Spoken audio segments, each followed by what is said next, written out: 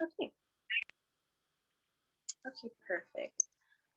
So hello everyone. Thank you for being here this morning. You definitely could have allocated your time elsewhere. I definitely do appreciate you being here to listen and learn and collaborate with me as we walk through this journey of dissecting equity. My name is Yaa Faraji. I am the author of the January 2021 Amazon bestselling anthology, Calabama. I have been doing this work for about 5 years now, and I'm so excited to be back at Cuyamaca College for the second year in a row. This is very exciting. Times definitely have changed, albeit, but we are making do, and so glad that you all have joined this morning on Zoom. So let's get started. Before I begin, I would like to let all folks who are participating know that there will be a few portions where I will be asking for your participation. This is not a lecture. This is a collaborative, interactive experience. I want to make this as enjoyable, entertaining, and engaging as possible. So when the time does come, I just ask that you turn your microphones on. You do not need to turn your cameras on, just so that you can participate and get the full experience of this presentation. So let's get started. Dissecting Equity, the Legacy of the 20th Century Civil Rights Movement.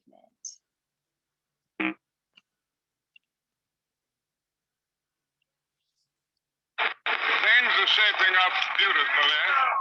We have people coming in from all over the country. I suspect that we will have representatives from almost every state in the union, and naturally a large number of people from the state of Alabama. And we hope to see, and we plan to see, the greatest witness for freedom ever taken place, that has ever taken place on the steps of the capital of any state in the South. And this whole march adds drama to this total struggle.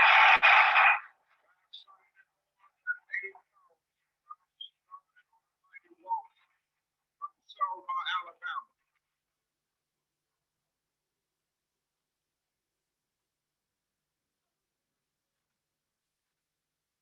We are all professional connectors, the actively seeking, listening, learning and changing, adapting to one another. Like synapses, a neural understanding come intuitive, growing without notice of the growth, bending to these cultures, floating on these frequencies with song and step and wind, and then we die. Or he is shot, or she is restrained, and we turn off our connector, and we turn off the television, and we forget the work to keep our brothers alive, and our brothers die, and we keep scrolling. Largely, when we think of equity in this country, usually we think of some sort of financial remuneration, or we think of reparations, but very seldomly do we contextualize equity from a social cultural standpoint. We do not think of equity from the standpoint of accepting and acknowledging and recognizing our fellow brothers and sisters for the contributions that they have given to our society. And so today, when we think of equity, I want you to throw out the knowledge that you have about what equity should be, throw out the reparation argument that we've all long heard of, and simply think of equity as a social standpoint of acknowledging someone else. Okay, so what I want us to do, and this will be the portion where you will be invited to turn your microphones off and participate. So I'm going to show you a series of images. What I want you to do, I want you to turn your microphones on, and I want you to respond with the first few words or phrases that come to mind when you see these images. There'll be a series of images. Don't think about it too harshly.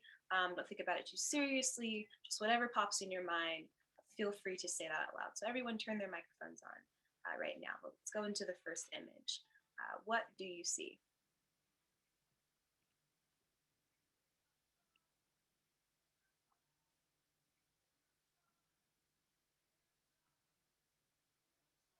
Feel free to respond. I can definitely respond my vision and what I see, but I'd like to hear from you all. Are they protesting? Excuse me? Are they protesting? Protesting. Okay, that's good. They are. What do you see anything else? Any emotions, feelings, questions? Mm. And it's okay if you don't. We can go to the next. Let's go to the next.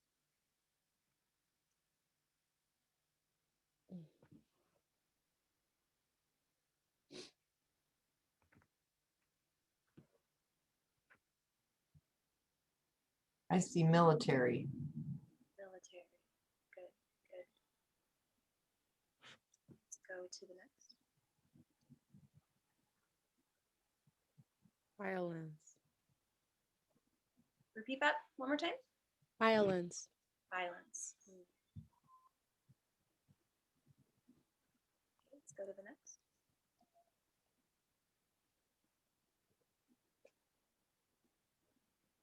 Mm.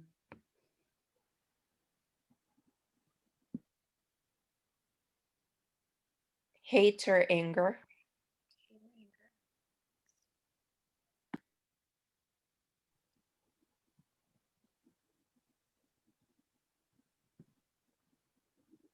Unity. Unity.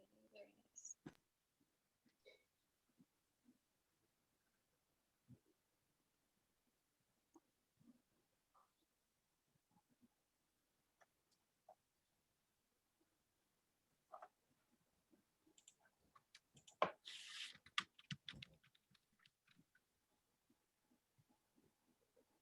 Final thoughts on what we see.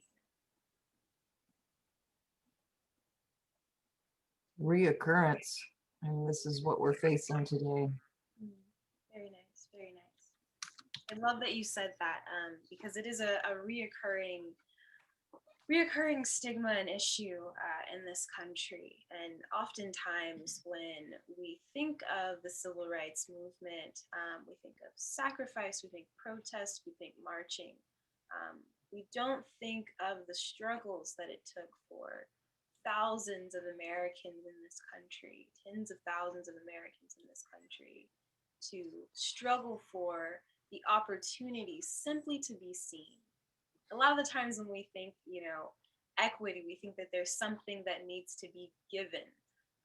And we overlook the most simple and the most basic step in the process of equity, in the process of equality, is really and truly simply seeing one another, not as an opponent, not as the trauma of the past, and not as an adversarial, but simply seeing each other as the human beings that we are. I think this image is very striking in what it shows and what it says. I am a man. Simply, I am human. I'm here. I am existing. So I'd love to ask you all, when you think of Blackness, what do you think of?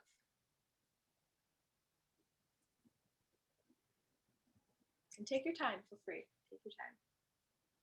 This is a pretty unusual question.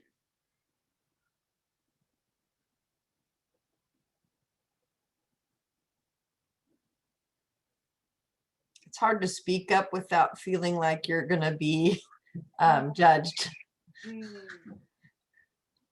And that is definitely a part of the question. I'm very glad that you brought that up. Just to let you know, this is 100% a safe space. You will not be judged for anything that you bring forward. And I think these sorts of conversations are necessary. And I really appreciate you for being honest, because this is a question that raises a few red flags and is often the elephant in the room. And I think it's a necessary piece and element to this conversation. So please feel free, if there is anything on your mind, that kind of comes to mind when you look at this question, please feel free to share that. We would definitely appreciate it.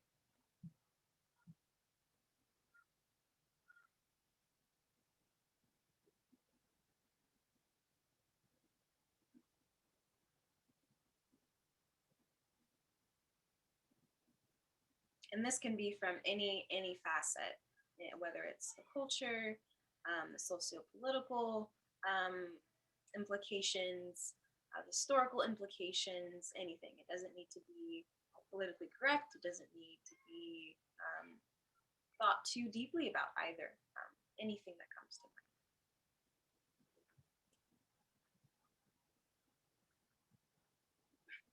I think that the word that comes to mind recently is division. It feels very divided. There are those that believe there's institutional racism, and there's those that believe that there's all kinds of opportunity, and it's difficult to find a bridge. That's very true. And it's definitely, I love that you brought that up, because it's definitely a stigma that's perpetuated in Black culture, this idea of there being a division. No two people within the Black experience are ever on the same page, is the adage, right?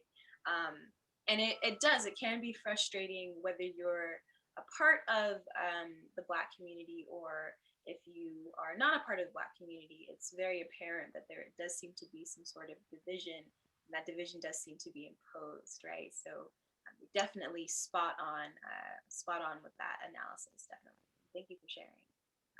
Anyone else would like to take a tackle at the question?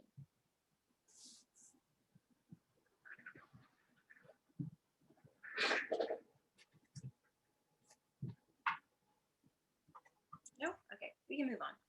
No worries. How often do we think resilience? Disclaimer, this next piece is taken from my debut anthology. I am going to place a trigger warning, so if you need to mute me, please do so. There are pieces of this that might be triggering emotionally. I just wanted to give a fair warning.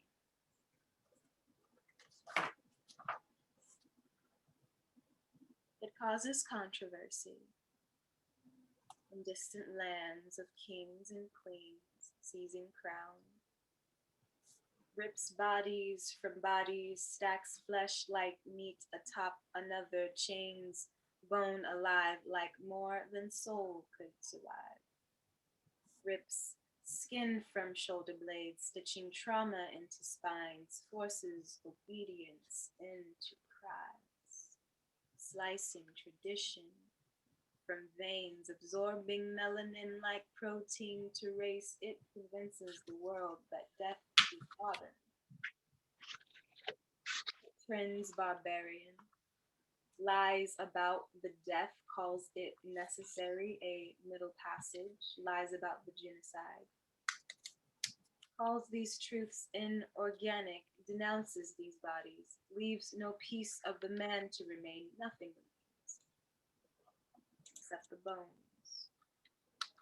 The carcass of a generation which no one tries to excavate, it devours them all, and no one even remembers their names.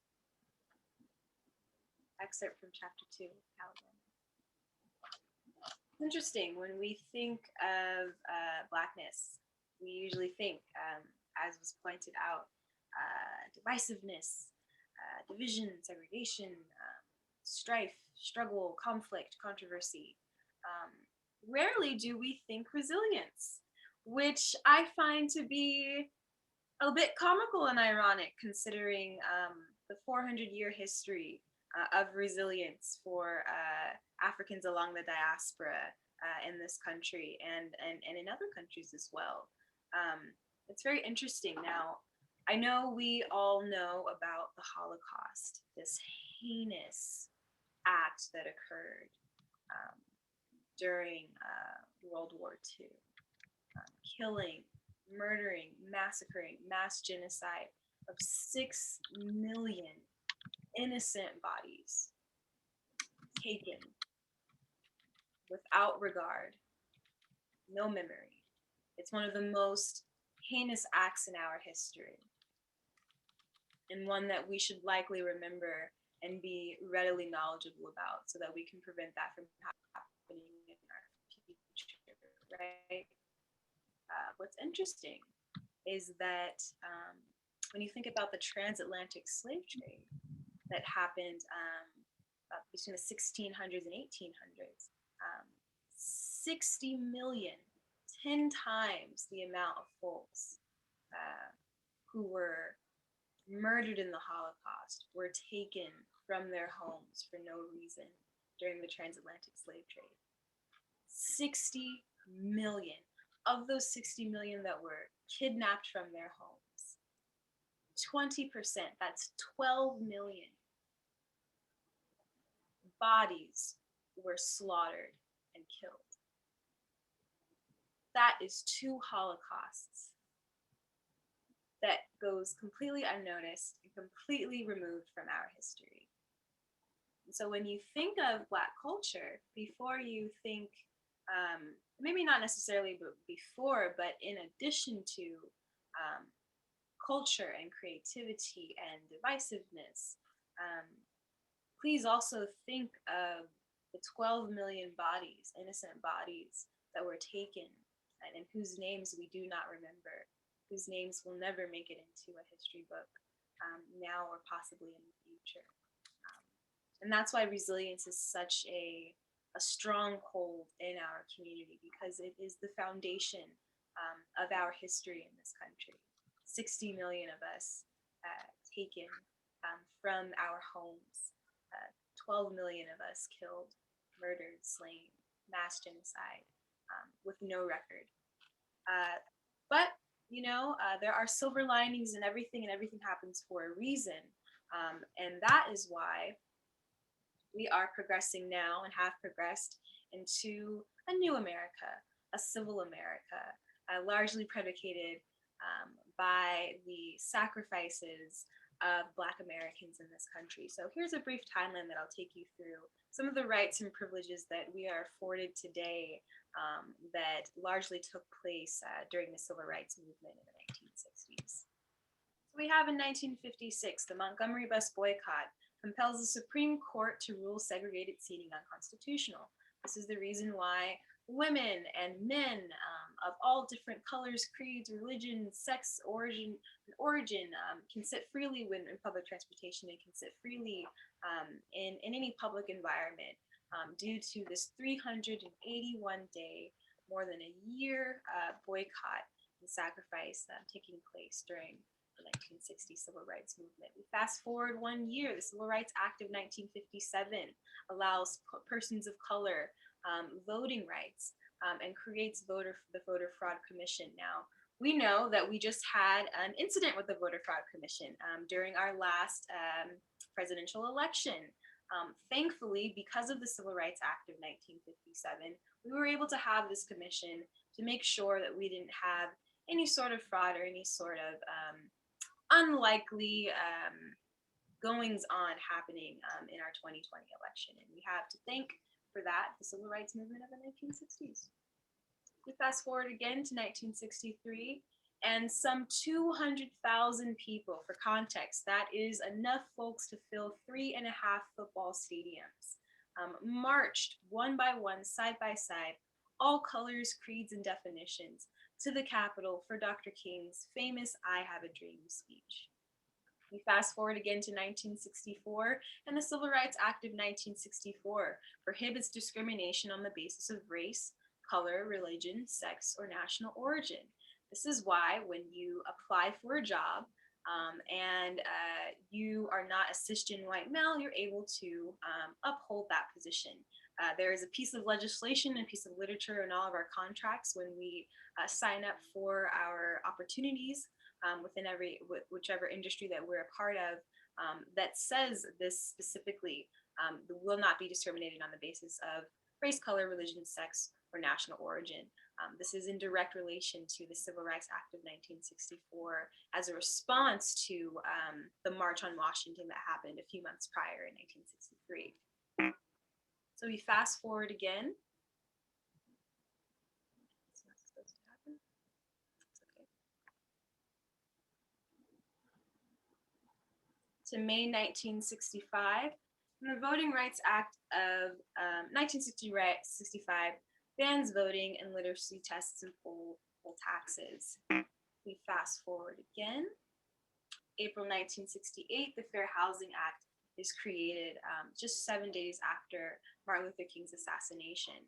But what we should keep in mind are the sacrifices that were made largely during the Jim Crow era, within the 400 years of slavery, and specifically within the 10 years of the civil rights movement that allowed for these certain rights and privileges to occur. So we'll take it back to 1882, up here in the upper left, where almost 4,000 African Americans are killed by the Ku Klux Klan between 1882 and 1968.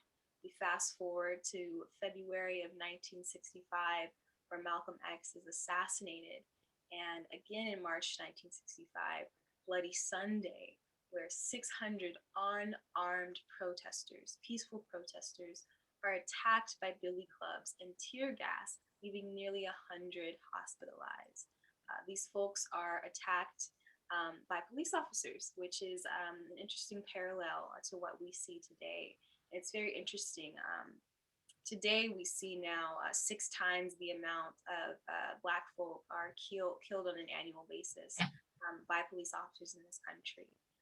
So these trends are still taking place, and there still is much work to be done. And as we see in April 1968, with Dr. Martin Luther King's assassination, and we also have John F. Kennedy's assassination as well. There are many sacrifices that were taken by many leaders during this time who sacrificed even their lives so that we could have the rights and privileges that we see today that don't allow us to be discriminated against in different forms. So what is the legacy? We're here in the 21st century. It's 2021. It's not even 2020 anymore. We're in 2021. We leave behind a rich legacy.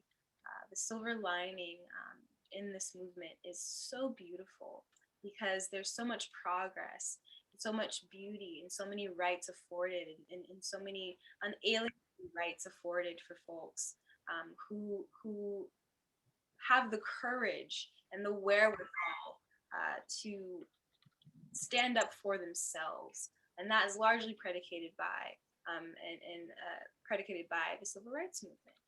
It has brought in a nice amount of encouragement in this nation and around the globe.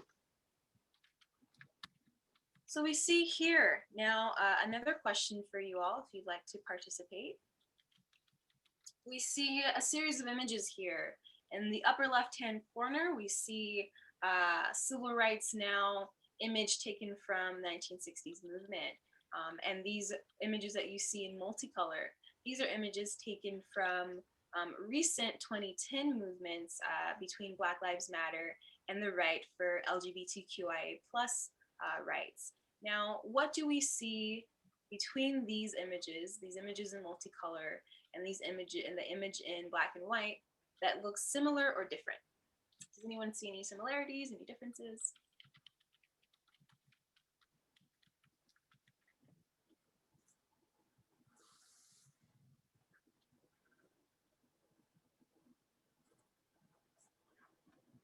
Feel free to chime in. No need to be shy.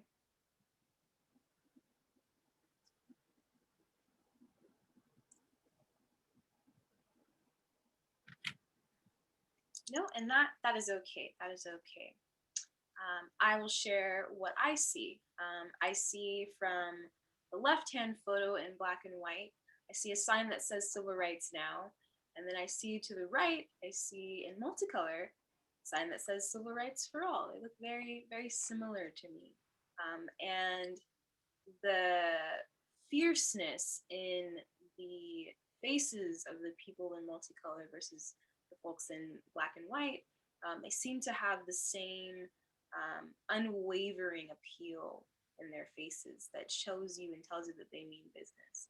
So it's very interesting. It's kind of an interesting parallel that I'm seeing between civil rights era and the era that we're currently in now.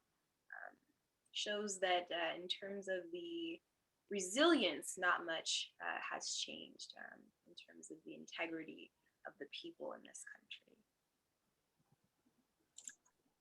And a difference that I see between these photos is that in the photo in black and white, you see kind of a monolithic group of folks, whereas in the photos in multicolor, you're seeing a multiplicity of diversity, diverse faces that are all standing together to fight for the same cause. So that indicates to me a nice amount of progress that we've seen in the decades that have transpired since the 1960s.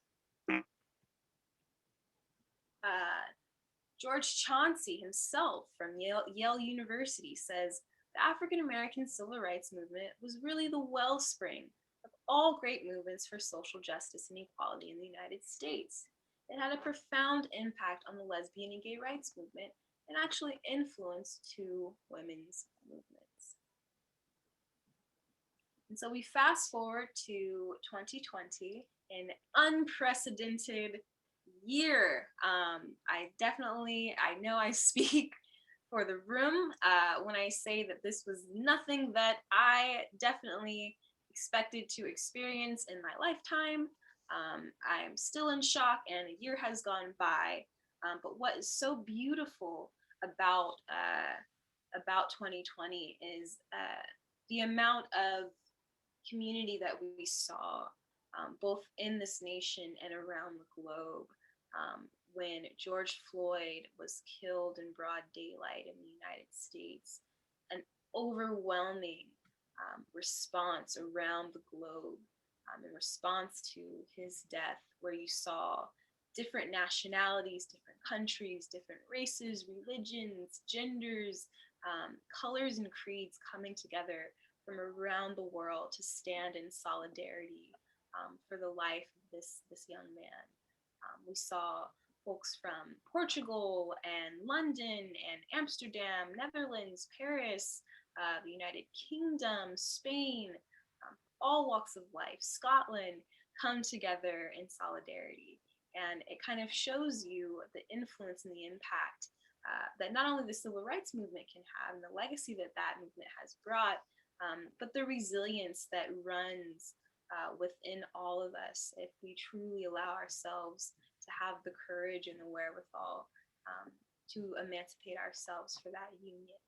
I have this video I'd like to share for you all just to kind of contextualize the movement that we're currently in, our own civil rights movement of the 21st century.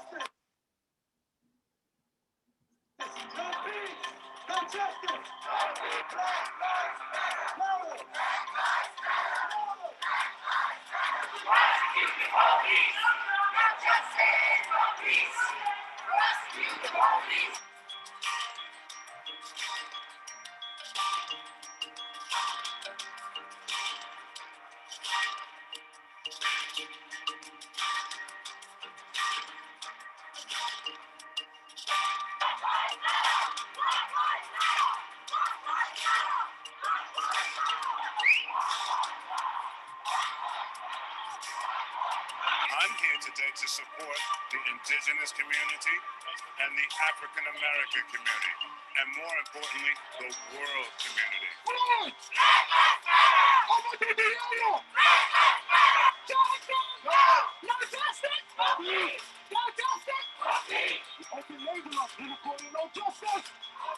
No justice! for being here. If you want to believe that we in the Netherlands do not have a problem with race, you should go ahead and go home. No justice, no peace. No justice, no peace. No justice, no peace.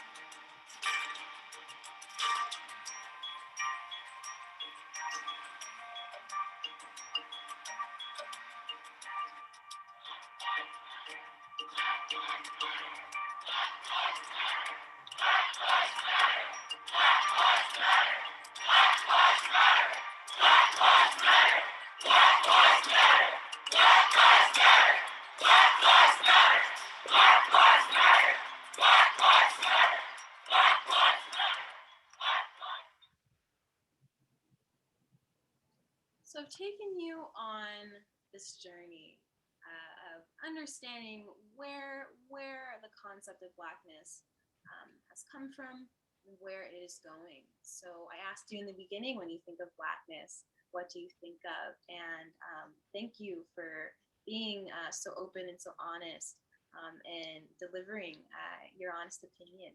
I would like to ask the question again, now that we have contextualized a bit Blackness within a sort of concept. When you think of Blackness, what do you think of? And it can definitely be the same answer. That's completely fine. But I did want to give room for additional answers.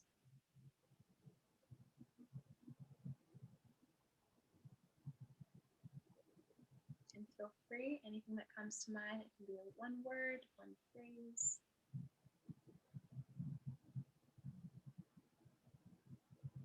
I think of pride. Very nice. Very nice.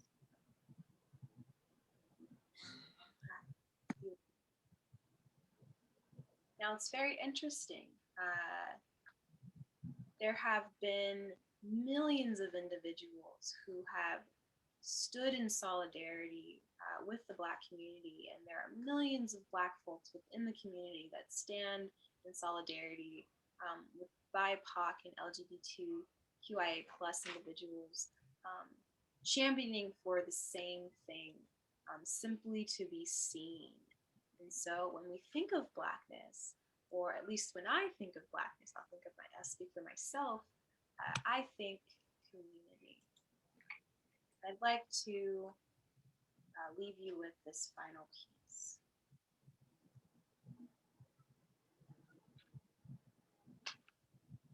When I went to the market and she went to the market, it was different.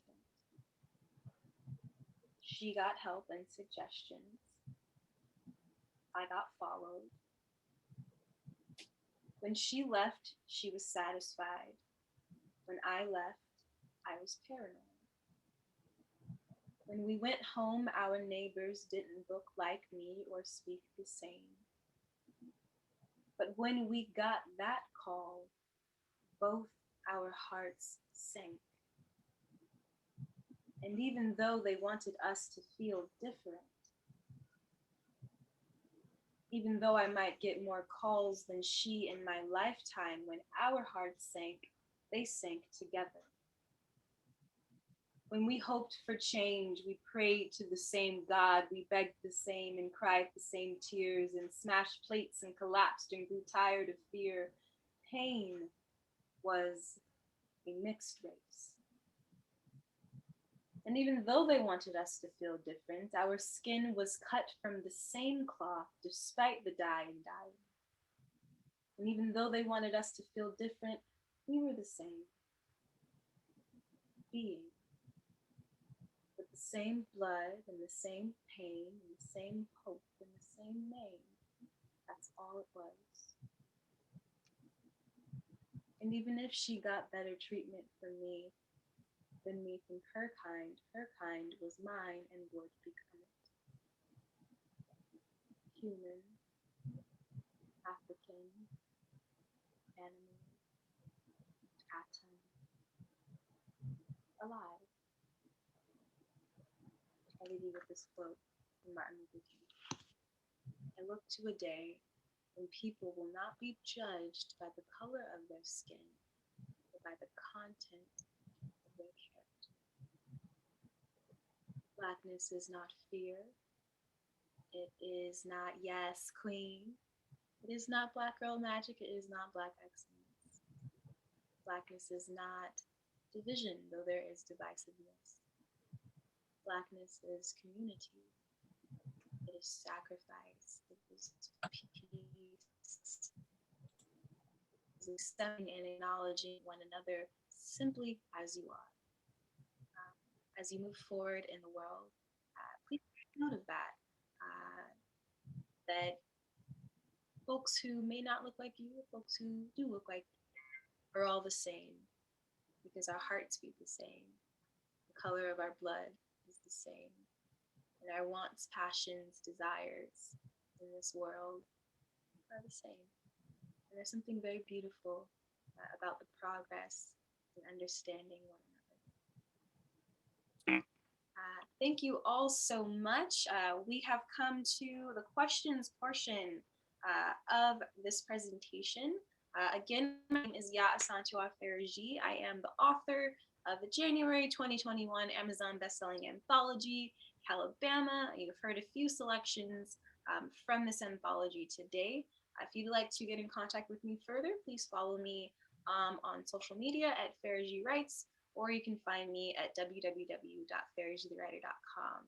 Again, thank you guys so much for having me, and I'm open to any questions that you all may have concerning this presentation, or any ideas or thoughts, or just anything that may have been on your mind either before the presentation, during the presentation, or after.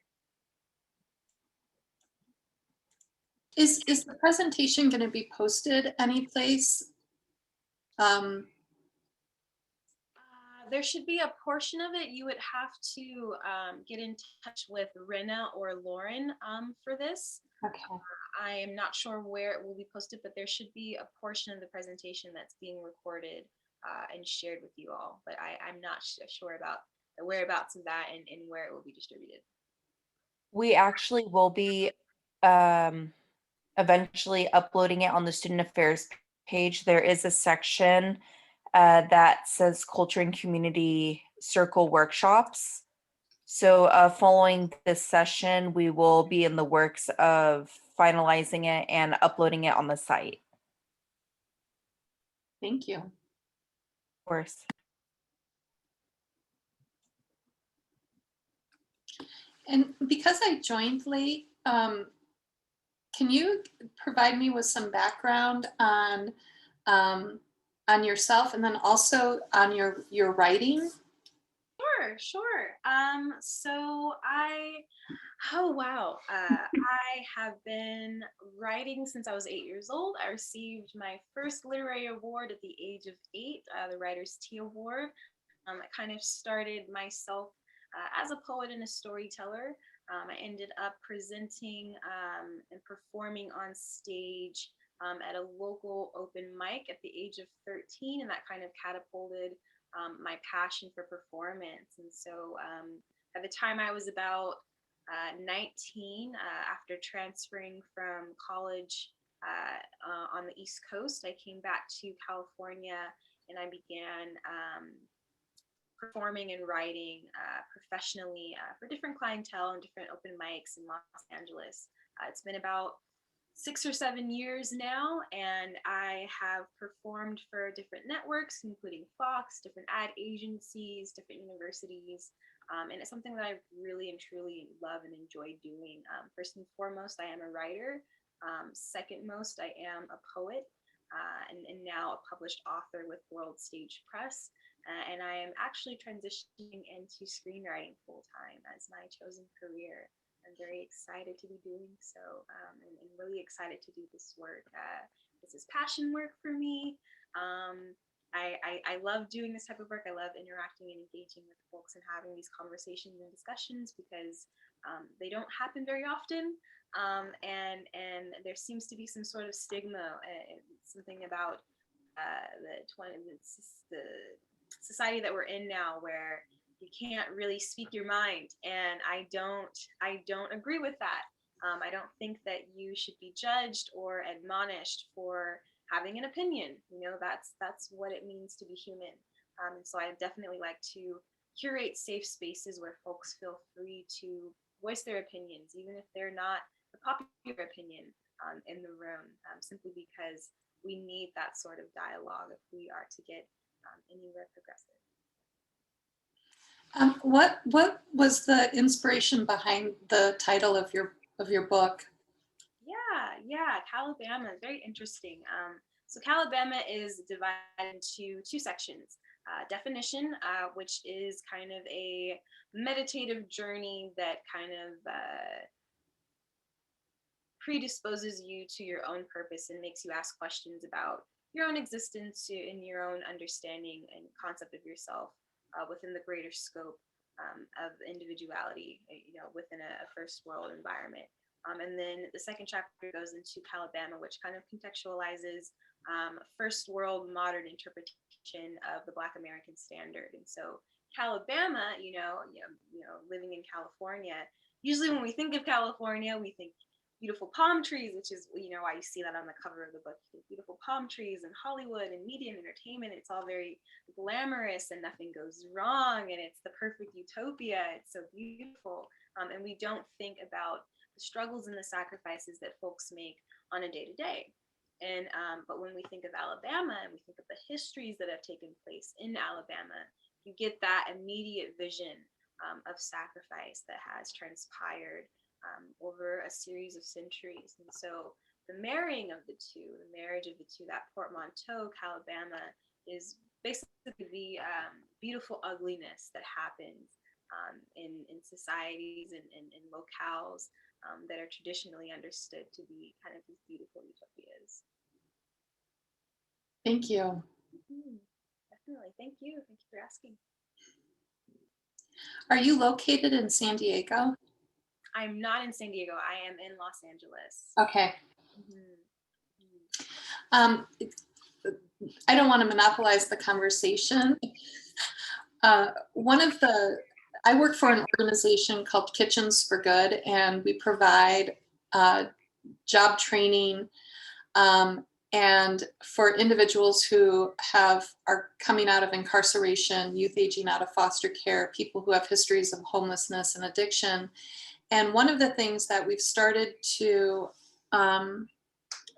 we've been around for 5 years and recently have gotten more into, and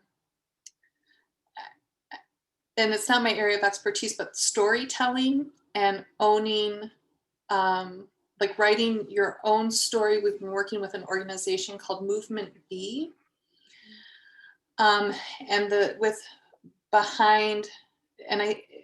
With the goal of write your own story before someone does it for you. And we've really seen some incredible healing that's taking place through storytelling. Have you any comments or thoughts on how spoken word or written word can help heal, or have you been witness to that at all? Oh my goodness, it is the reason I write. It is the 100% the reason that I write and I continue to write. There is a poetry space in Los Angeles called the Poetry Lounge that has been open for 22 years. It's the largest weekly open mic in the nation, and it is community run, community led. And I have been going there for the past 10 years, and I come back every Tuesday. I sit in line on the steps simply because it is a safe space where anyone, it doesn't matter what you look like, it doesn't matter how you present yourself, how you identify as, if you have something to say, if you have a story to tell, you are received. It is a completely non-judgmental and open space, and it is definitely the foremost reason why I have been encouraged to tell my story. Kind of just for full transparency, I do come from somewhat of an abusive background. My mother went through a series of depression and substance abuse, and I was on the receiving end of that at the age around 15 and 16 in high school. and I didn't have an outlet. I didn't have anyone to talk to, anyone who kind of understood what I was going through, because, you know, while I was experiencing abuse, I was also an AP student, and I was also a dancer and on the track team. And these sorts of environments were, these sorts of folks were in nurturing environments. And there was no sense of relatability or safety that I felt that I could kind of convey what I was going through. And so I took to the pen. And the amount of release, the amount of therapy that spilled onto the page, of simply being heard, even if only the person that was hearing me was myself and whatever powers that be, it felt as though I was able to release a part of myself that felt largely unheard, and that's kind of been how I've approached storytelling moving forward. Even in my screenplays, it's how I approach storytelling. It always comes from a place of vulnerability, and I think that's the beauty of writing. And the beauty of storytelling is that, it's a representation of life, and life is turbulent. It doesn't always look how you think it should, and that's okay. And the beauty in storytelling is that it's okay to have pieces of your story that aren't okay, because there's an audience, there's someone who can relate to that. There's someone who is willing to hear you and wants to hear what you have to say and wants to hear your story. And so definitely, I 1,000% believe in kind of the cathartic healing energy of writing. And I think even if you're not, a professional storyteller, a writer, a speaker, whatever it may be, take 5 minutes each day to, write down your thoughts for the day, whether they're positive or negative, in a journal, and recite it back to yourself, or simply flip the page. I have about 7 journals now. Some journals are filled with complete trauma, and then I have other journals that are filled with wondrous travels from my times living in France, and all these beautiful, memories and moments that I've had. And I feel very grateful to be able to literally look back at my life. I think it's a very beautiful history that you can create for yourself simply through written word. Thank you. Mm-hmm. Would it be okay if I emailed you? Kitchens for Good is preparing I'm not directly involved with it, but preparing an event called Eat Your Words, where written and spoken word meets sort of culinary arts, and with the idea of like eat your words, when you're challenged to change your perception or a preconceived notion about someone else or self. And I'd love to send you a little bit of information and see if, maybe you would be interested in, presenting or participating at some level in the event. Yeah, most definitely. I have my contact information on my website. So if you just go to farajithewriter.com, you have full access to my contact. And definitely, I love the work that you're doing. It's very challenging work that's being done. And appreciate you reaching out to me to kind of help assist in that. Yeah. Thank you. This is great. Appreciate it. No problem. No worries. Any additional, and thank you for your questions. Really appreciate it. My pleasure. Any additional questions, anything that might come into folks' mind?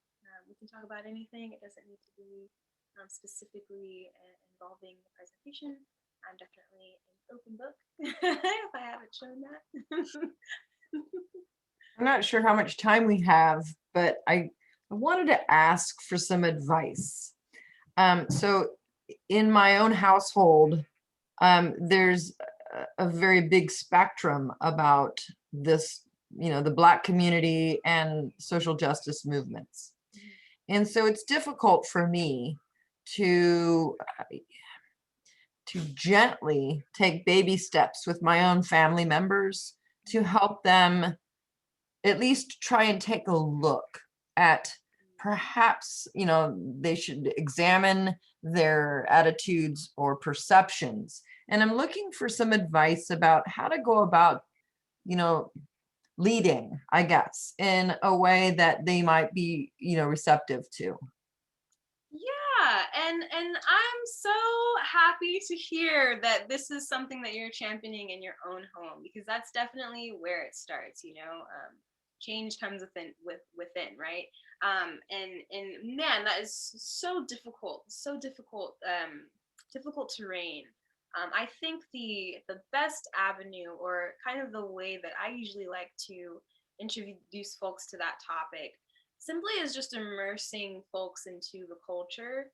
I find that you can't you can't force people to see something they don't see. You kind of have to present them something that has what you want them to see in it. And so, if there are any cultural events that you might want to have folks be involved in, I would definitely say get folks involved in the culture.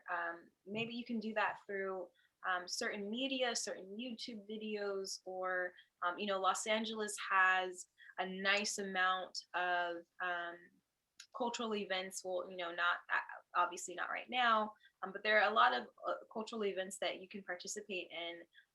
There is what's known, we all know, Juneteenth, and there is a Juneteenth event. It is a one-day event that happens in Los Angeles in Leimert Park, where you have the entire community come out and display its culture from all walks of life along the diaspora. You're getting Black culture within the United States, you're getting Black culture within the Caribbean, you're getting Black culture from the continent, and it's displayed to you, and it's a very open environment for anyone to be involved in. This is an annual event that happens every year in Leimert Park on Juneteenth, June 19th. There are also different venues that you can go to as well. Again, I would definitely recommend when things do open back up to maybe take a family trip out to the Poetry Lounge. It happens every Tuesday, every week at 9 p.m. The line gets pretty long, so you might want to come around 8 o'clock.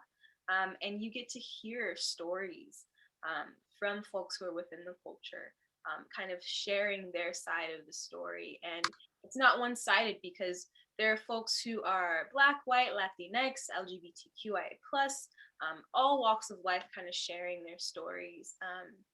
And you get like a first-hand look of what these different cultures go through on a day-to-day, and what they experience outside of kind of these narratives that we've constructed. You get to really hear in depth what folks are going through, and it seems to be really helpful.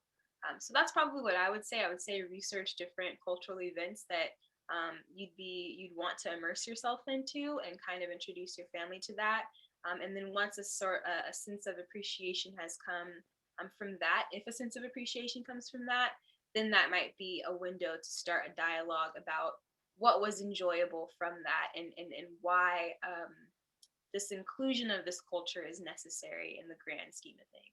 But yeah, it is really hard to explain something is necessary when you've never really seen it. So yeah, I would definitely say immerse in the culture. Thank you. No problem. Thanks for asking. And I hope that answered your question.